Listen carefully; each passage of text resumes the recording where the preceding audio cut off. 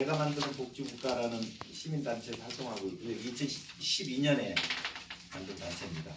노년 유니온도 그때 만든 단체로 해서 저희끼리는 또 여기 같이 오신 분은 저희 요 연금 유니온의 집행위원으로 활동하시는데 처음에 세상을 바꾸는 사회복지사라고 이 사회복지사 복지단체 일을 하고 계세요. 김혜미 의원이고 저희가 그 노년 유니온 세상을 바꾸는 사회복지사 내만복해서 2012년에 태어난 복지단체로 뭐 2세대 복지운동을 하자 이런 취지로 계속 해왔습니다. 그리고 저는 계속 일점 드리면 이제 2001년부터 이제 민주노총 정책실에서 일을 했고요. 담병호 위원장 되셨을 때, 그리고 2004년에는 이제 민주노동당 국회 들어갈 때 이제 따라 들어갔습니다. 그래서 심상정 보좌관하고 또 당 전문위원 했고요. 그리고 이제 당 분당할 때 다시 나왔습니다. 나와서 공공운수노조의 연구소가 있습니다. 사회공공연구소. 그거 만드는데 참여해서 한 4년 있다가 2012년에 요 내가 만드는 복지국가 단체 와서 활동하고 있고, 2010년부터 저희가 무상급식 논쟁이 컸거든요. 그래서 무상급식 하면서 이제 복지의제가 등장하니까 제 개인적으로 앞으로 복지의제를 중심으로 이런 노동자들이나 시민들이 관심을 갖고 활동하면 또 나름 큰 성과가 있을 수 있겠다 해서 이렇게 시민단체 활동하고 있습니다. 그리고 이제 제가 여러 가지 주제를 다룹니다만은 주요 전공 분야가 요 연금입니다.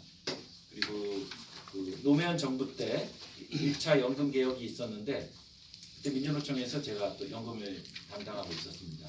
그때 부위원장이 이제 노회찬 재단에 계신 김영탁 부위원장께서 이거 연금 위원회에 들어가시고요.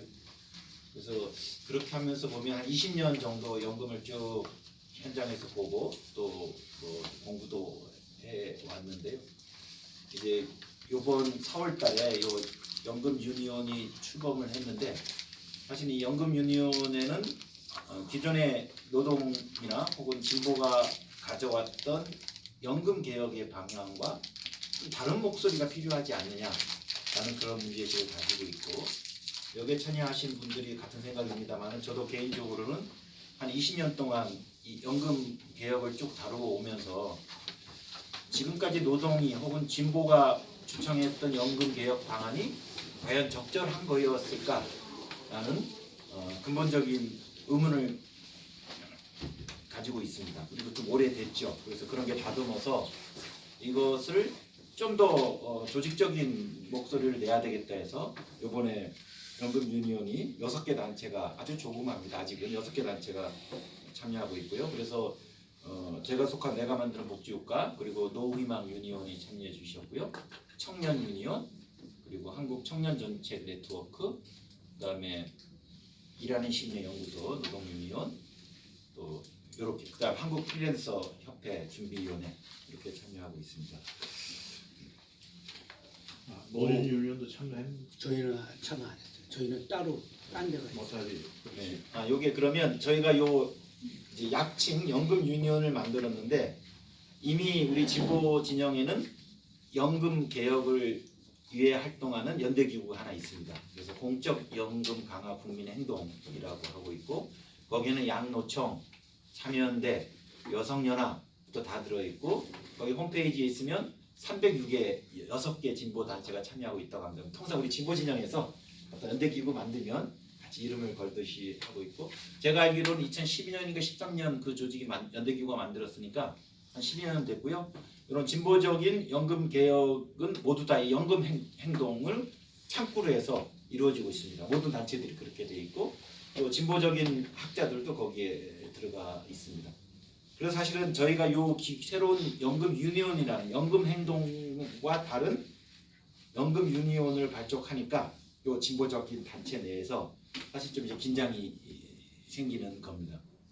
그리고 통상 저희가 보수 진보로 나누어서 이렇게 싸웠는데, 연금 개혁 방향을 둘러싸고 진보 안에 혹은 노동 안에 새로운 목소리를 내려고 하니까 아무래도 좀 긴장이 발생하고요. 저희는 비록 불가피하게 이제 과정에서 긴장은 발생하겠지만 이 연금이라는 게 워낙 큰 주제거든요. 이 사회 정책 중에서 연금만큼 큰 게 없습니다. 앞으로 인구 중에 40%가 노인인데 이론적으로는 노동시장에서 일을 하지 않기 때문에 다 연금을 뭐 받고 살아야 되거든요. 매달 몇십만 원 혹은 뭐 100만 원씩. 이게 엄청난 큰 제조입니다. 노동시장 한 덩어리가 있다면 공적연금 또 하나의 덩어리가 있는 거죠. 왜냐하면 20, 30년 일하고 또 20, 30년 공적연금을 갖고 사니까. 그래서 공적연금은 다른 사회정책 의제와 다른 엄청난 큰 의제입니다.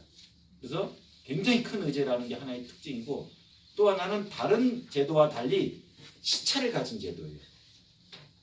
우리가 건강보험이 있든 뭐 다른 노동개혁이든요, 지금 정하고 지금 시행해요. 근데 이 국민연금만 만약 우리가 얼마를 내고 얼마를 받는 것, 이제 보험료율, 소득대체율 이렇게 표시합니다.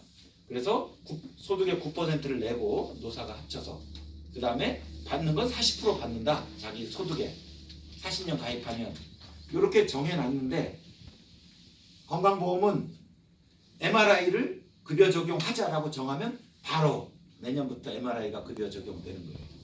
근데 국민연금은 소득대체율을 딱 정해놓으면 정해놓았을 뿐이지 지금 저한테 지급되는 게 아닙니다.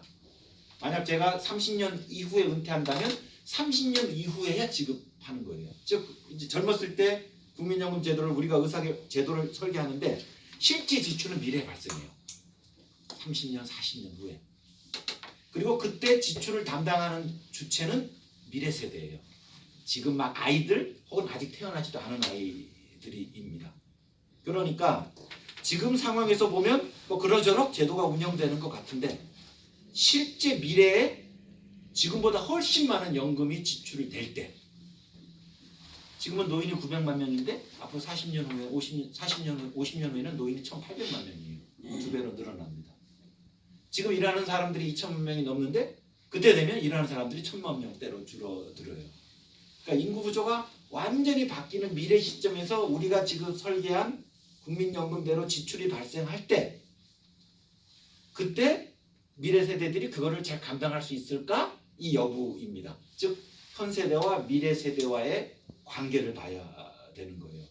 그래서 종래 다른 사회정책 의제와는 조금 이게 성격이 달라요. 너무나도 큰 제도라는 것. 두 번째는 미래의 시차까지 가진 제도라는 것. 따라서 제가 이제 문제의식을 가지게 된 게, 보통은 진보 쪽에서는 이런 개인이 삶을 해결하기보다는 사회가 같이 사회를 해결하는 거고, 또 특히 노후도 같이 우리가 사회적으로 부양하는 거거든요. 그래서 가능한 우리가 미래에 받을 것을 높이는 것이 진보적 입장에서는 보장성을 더 증대시키는 거니까, 노후 소득 보장을 강화시키는 거니까 진보적 입장에 당연히 이제 긍정적일 수 있습니다. 통상의 입장에서는. 근데 연금에서는 미래 세대까지 같이 봐야 되기 때문에 계속 그렇게 주창하는 게 맞을까? 이른바 세대 간 공평, 형평 문제가 같이 있는 겁니다. 그래서 요 두 주제에 있어서 그전에 진보와 노동이 과연 적절한 포지션이었을까에 대한 이제 근본적인 질문을 하게 된 겁니다. 그래서 왜 우리가 그런 생각을 가지게 되었고, 심지어는 이런 새로운 조직 연대기구까지 발족하게 됐는지에 대한 이제 그 근거이지 않습니까? 우리가 생각하는 정책 근거를 좀 말씀드리겠습니다. 그래서